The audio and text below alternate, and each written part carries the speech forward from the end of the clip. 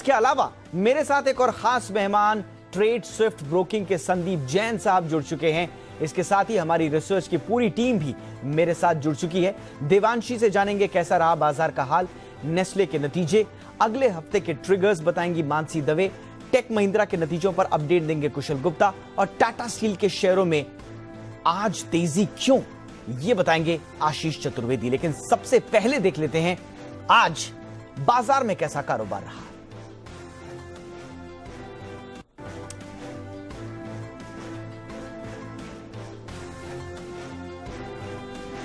चलिए, तो हफ्ते के आखिरी दिन घरेलू बाजार में रौनक लौट आई। एक दिन की कमजोरी के बाद बाजार में फिर खरीदारी देखने को मिली। हालांकि बाजार की बढ़त का दायरा काफी सीमित रहा। भारत में कोरोना के नए मामलों में कमी आने से शेयर बाजार ने राहत की सांस ली है। आज निफ्टी 34 अंक चढ़कर 11,930 और सेंसेक्स 127 अंकों की तेजी के साथ 40,685 के स्तर पर बंद हुए। हालांकि बैंक निफ्टी में मामूली गिरावट देखने को मिली।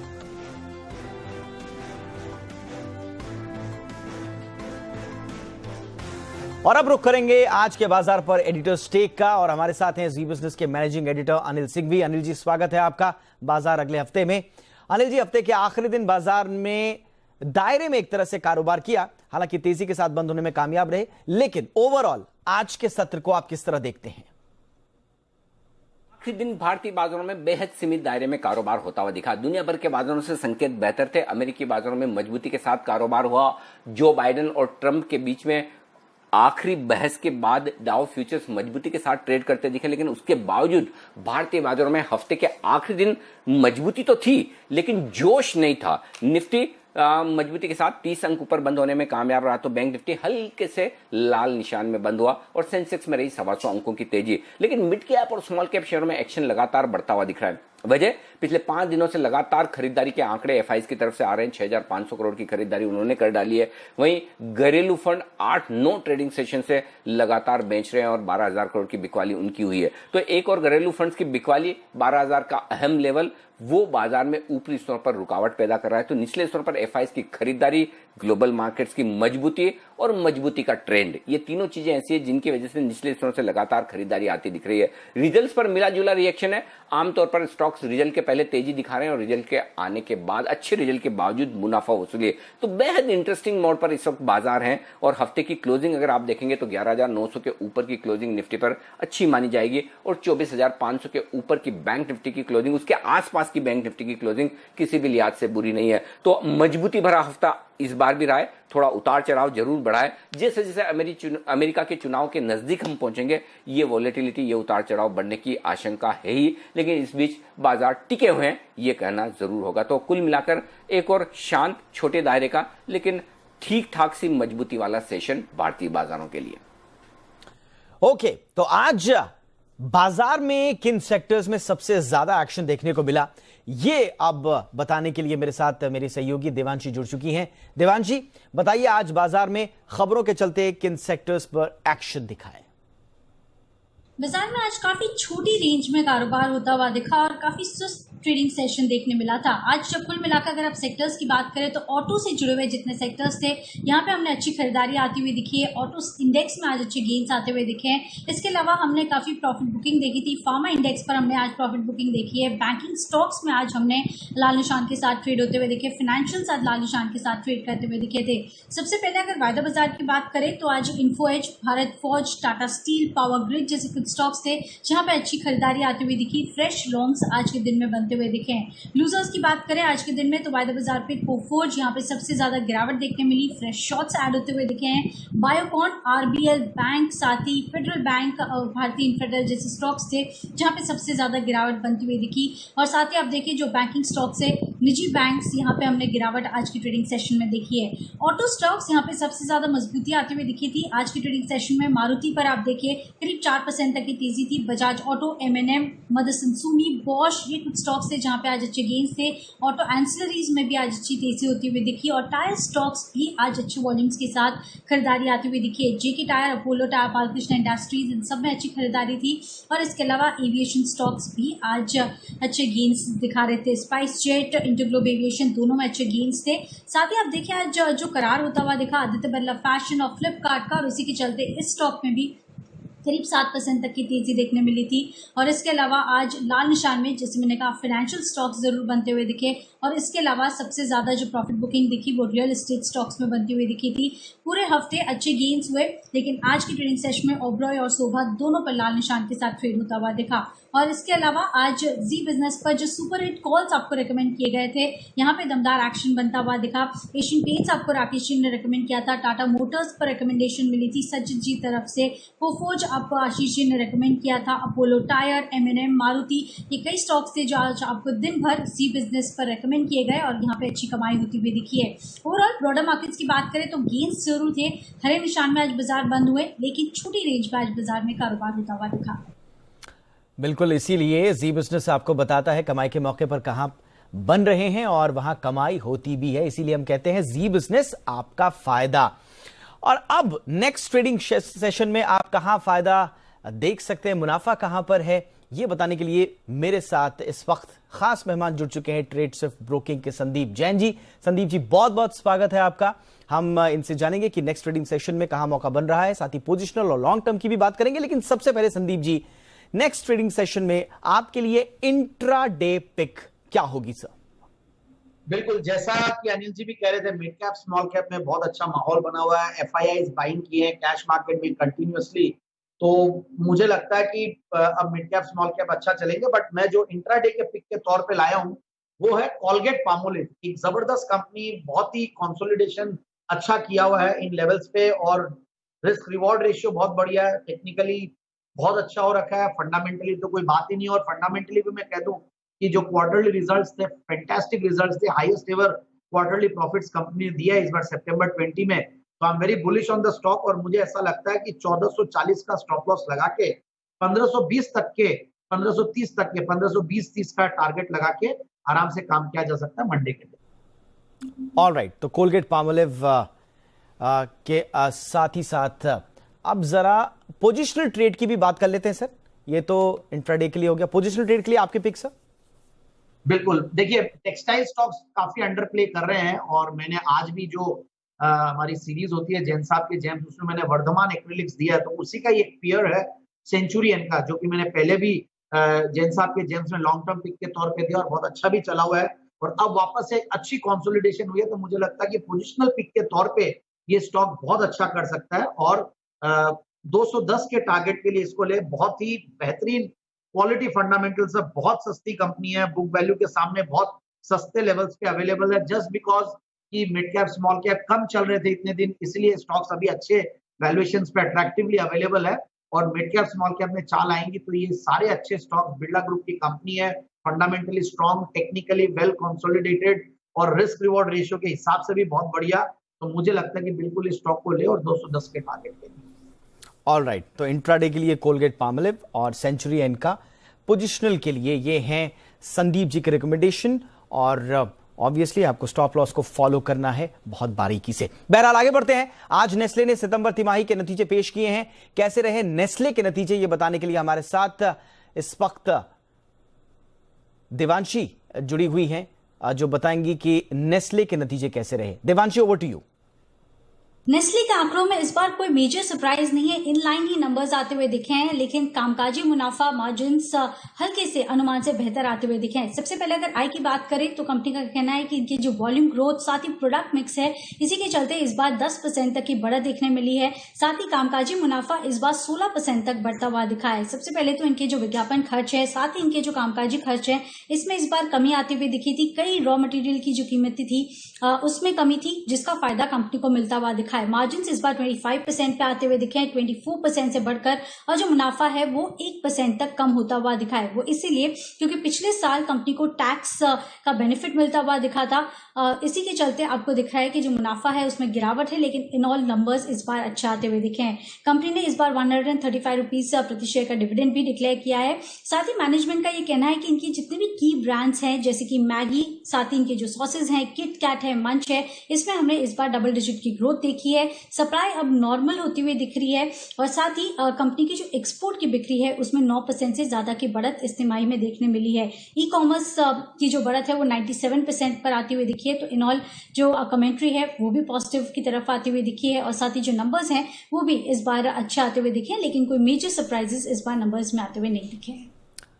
ऑलराइट, जरा फटाफट से इस पर एनालिसिस ले देते हैं संदीप जी का भी। संदीप जी, नेस्ले पर आज के रिजल्ट्स के बाद आप आगे क्या इम्पैक्ट देख रहे हैं? देखिए, होल्ड करके रखें। बेसिकली वेरी फ्रैंकली मैंने जैसे कोलगेट पामोलिव दिया, HUL है, और इवन ITC, वहां पे मैं ज्यादा बुलिश हूं, और इवन गोदरेज कंज्यूमर प्रोडक्ट भी करेक्टेड है, तो वहां पे ध्यान दिया जाए। बाकी नेस्ले ने अनुमान के मुताबिक रिजल्ट्स दिया, बट मैं बहुत ज्यादा एक्साइटिंग नहीं हूँ रिजल्ट्स को देख के। सो आई थिंक बस it's a good hold, very strong hold. In fact quality company है, अच्छा डिविडेंड दी है, सब कुछ बहुत बढ़िया है। So it's a hold. And बाकी जो 22 के लिए Colgate Palmolive, Nestle and ITC and Godrej consumer products, वहां पे भी ध्यान दें। ओके, सो नेस्ले करे होल्ड, ये है संदीप जी की सलाह। आगे बढ़ते हैं। टेक महिंद्रा ने आज सितंबर तिमाही के नतीजे पेश किए हैं। टेक महिंद्रा के रिजल्ट्स कैसे रहे, ये बताने के लिए मेरे साथ मेरे सहयोगी कुशल गुप्ता जुड़ रहे हैं। कुशल, बताइए, टेक महिंद्रा के नतीजे अनुमान के मुताबिक रहे या बेहतर कहेंगे? जी, तो टेक महिंद्रा के नंबर्स सभी फ्रंट्स पर अनुमान से बेहतर साइड पर आते हुए दिखे। अगर आप डॉलर आए देखें तो वो 4.7% की बढ़त हमें उसमें देखने को मिली, और अगर आप देखेंगे तो कंपनी का जो ओवरऑल डॉलर आए इन एब्सोल्यूट अमाउंट देखेंगे तो 126.5 करोड़ डॉलर आता हुआ नजर आया। हमारा अनुमान 124 का था। साथ ही अगर आप कंपनी की ऑपरेटिंग मार्जिन देखें तो यहां पर भी काफी कंफर्टेबली इन्होंने स्ट्रीट एस्टिमेट्स को बीट किया है। 11.5% का हमारा अनुमान था, और उसके मुकाबले कंपनी ने 14.2% की ऑपरेटिंग मार्जिन जो है डिक्लेयर की है। साथ ही कंपनी का मुनाफा भी जो अगर आप देखें तो 972 करोड़ से बढ़कर 1065 करोड़ का रहा है, और हमारा जो अनुमान था वो 980 करोड़ का था। तो लगभग हम फ्लैट अनुमान करके चल रहे थे, उसके मुकाबले ऑलमोस्ट 9.5% की बढ़त हमें मुनाफे में देखने को मिले। और यही नहीं, कंपनी ने 15 रुपए प्रति शेयर का एक स्पेशल डिविडेंड का भी ऐलान किया है। तो नेट अगर आप नंबर्स देखेंगे तो दिग्गज IT कंपनी टेक महिंद्रा के काफी बेहतर साइड पर नजर आए हैं। ओके, अब आगे बढ़ते हैं। टाटा स्टील के शेयर में आज जोरदार तेजी रही है। कंपनी के शेयरों में तेजी की वजह क्या रही, यह बताने के लिए अब मेरे साथ जुड़ रहे हैं आशीष चतुर्वेदी। आशीष, टाटा स्टील के शेयरों में जो आज तेजी दिखी, क्या वो टाटा स्टील और SSAB के बीच डील की खबरों के चलते तो नहीं? देखिए, टाटा स्टील अपने यूरोपियन ऑपरेशंस को लेकर लगातार खबरों में है, और आज भी खबर आ रही है कि स्वीडिश कंपनी SSAB ये हिस्सेदारी खरीद सकती है यूरोपियन ऑपरेशंस में। और ये काफी ज्यादा पॉजिटिव होगा, क्योंकि हम देख रहे हैं कि लंबे समय से जो टाटा स्टील यूरोप के ऑपरेशंस हैं इसमें एक दबाव देखने को मिल रहा है। वहां पर जो है कॉस्ट काफी ज्यादा है, मार्जिन बहुत कम है, और संगठित इकाई पर अगर आप देखें तो पूरे टाटा स्टील पर 1 लाख करोड़ से ऊपर का कर्ज है। FY17 में हमने देखा था कि कंपनी ने थाइसन ग्रुप के साथ JV करने का भी प्रयास किया था, जिसे यूरोपियन कमीशन ने रोक दिया। अगर ये JV सफल हो जाता तो कहीं ना कहीं टाटा स्टील की जो बुक्स है इसमें से डेट काफी ज्यादा कम होता था, क्योंकि फिलहाल अगर आप देखें तो डेट एक बड़ा चिंता का कारण बन रहा है। FY17 में जो डेट करीब 83,000 करोड़ था, अब FY20 में 1,16,000 करोड़ के पार चला गया है। साथ ही साथ अगर आप देखें तो जून तिमाही में जो है ऑडिटर्स ने कहीं ना कहीं कंपनी के जो गोइंग कंसर्न रहने पर जो संदेह जताए, ये अपने आप में काफी ज्यादा नेगेटिव हो जाता है। अब फिर से जो ये खबरें लौट रही हैं कि कंपनी जो है फिर से प्रयास कर रही है, और कोई भी डील सफल होती है तो ये टाटा स्टील के लिए बहुत पॉजिटिव होगा। ओके, अब संदीप जी मैं आपके पास एक बार फिर से लौट रहा हूं। कोटक बैंक अगले हफ्ते सितंबर तिमाही के नतीजे पेश करेगा। मुनाफे में करीब 20% गिरावट की आशंका है, लेकिन एसेट NPA स्टेबल रहेंगे। आप क्या सलाह देंगे सर? ठीक बात है। देखिए, प्राइवेट सेक्टर बैंक्स में अगर बात करें तो हमेशा HDFC बैंक तो फ्रंट रनर रहा ही, और कंसिस्टेंसी के लिए और कंसिस्टेंटली अच्छा ग्रोथ देने के लिए ये कंपनी जानी जाती है। ICICI bank is one of my favourites, in fact the most favourite पूरे सेक्टर में। और कोटक महिंद्रा बैंक भी देखिए, ये भी एक HDFC बैंक की तरह ही एक जबरदस्त एक प्रीमियम कमांड की है मार्केट में, और मार्केट्स का डार्लिंग रहा है। तो मैं यही कहूंगा कि कोटक महिंद्रा बैंक में जिन्होंने ले रखा वो होल्ड करके रखे, और अगर कोई भी ग्रॉस एनपीए फ्रंट पे और एसेट क्वालिटी के फ्रंट पे कोई भी पॉजिटिव न्यूज आती है तो मुझे लगता है कि एक अच्छा थम्स अप मिल सकता है। But again ICICI Bank will be my top bet, फिर एक्सिस बैंक भी काफी नीचे से चल चुका है। So overall private sector banks जो इतने दिन से अंडर प्ले कर रहे थे, I am bullish on the sector, and उसमें सबसे ज्यादा आईसीआईसीआई बैंक के ऊपर। बाकी HDFC bank is a good hold, and Kotak Mahindra bank का रिजल्ट देखते हैं किस तरीके से आते हैं। बट मुझे लगता है कि इसको भी मार्केट थम्स अप देगा जहां पे भी एसेट क्वालिटी की पॉजिटिव न्यूज आती है। ओके, तो आपकी तरफ से एक अनुमान जो है वो थम्स अप का है। तो ये तो बात हो गई कोटक बैंक की। संदीप जी, लेकिन अगले हफ्ते एसबीआई लाइफ के नतीजे भी आने वाले हैं। प्रीमियम इनकम में 25% ग्रोथ की उम्मीद है और मुनाफा 2 गुने से ज्यादा होने के आसार भी हैं। आपकी सलाह इस पर क्या होगी सर? देखिए, HDFC Life, SBI Life and ICICI Pru, ये तीनों ही बहुत जबरदस्त कंपनियां हैं, और एसबीआई लाइफ से ज्यादा मुझे एचडीएफसी लाइफ ज्यादा समझ में आती है। और इस बार जो एचडीएफसी लाइफ तो ऑलरेडी बहुत पॉजिटिव चल ही रहा है और वहां पे भी अच्छे नंबर्स आए हैं, तो मुझे लगता है कि HDFC Life will be my top bet. और आईसीआईसीआई प्रू बेसिकली काफी अंडर प्ले कर रहा है पूरे सेक्टर में, तो मुझे लगता है कि ICICI Pru is again a very good bet. And जिस तरीके से टर्म प्लान्स और कोरोना के प्लान्स और ये सब जो बिकने लगे हैं, और जो अवेयरनेस, और जब रिस्क अवर्स हो जाते हैं लोग और रिस्क की समझ ज्यादा आती है, तो इंश्योरेंस कंपनीज लॉन्ग टर्म में बहुत अच्छा करेंगी। सो इस पूरा कोरोना काल का बहुत बड़ा एक इनडायरेक्ट बेनिफिशियरी ये पूरा सेक्टर रहा है। तो आई थिंक ये तीनों कंपनीज बहुत अच्छी है। But yes, SBI life will also do very well. मुझे लगता है कि वहां पे भी नंबर्स अच्छे ही आने चाहिए। But my top bet will be HDFC Life, and number 2 will be ICICI Pru, and even SBI Life जिन्होंने ले रखा है वो बिल्कुल होल्ड करके रखें। ओके सर, अब शर्मा जी के ऑप्शंस का वक्त हो चला है, जो अगले ट्रेडिंग सेशन में बाजार में आपकी बम्पर कमाई कराएंगे। तो सीधे बात करते हैं एचडीएफसी के केवी शर्मा जी से।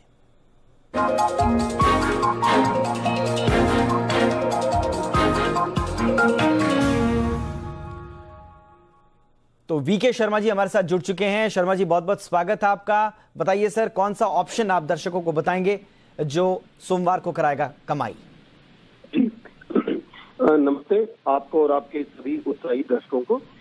2 ऑप्शन हमेशा की तरह लेके आया हूँ, और एक्सिस बैंक और बालकृष्ण इंडस्ट्रीज, एक टायर कंपनी और एक बैंक।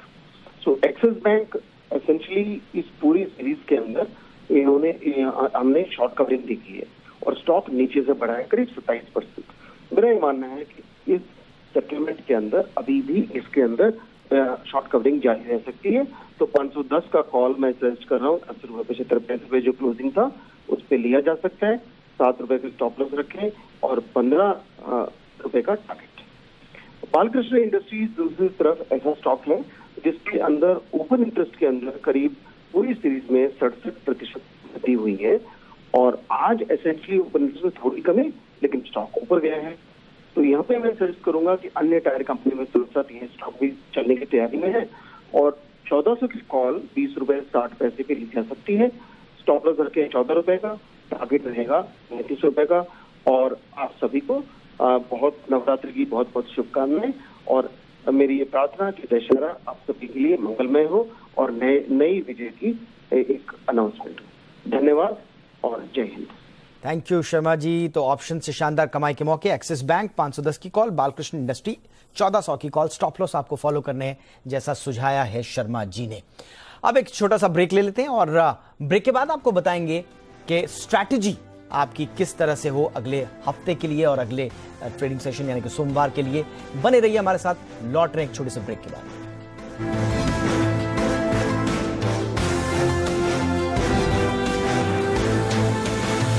लेवल्स क्या होने वाले हैं?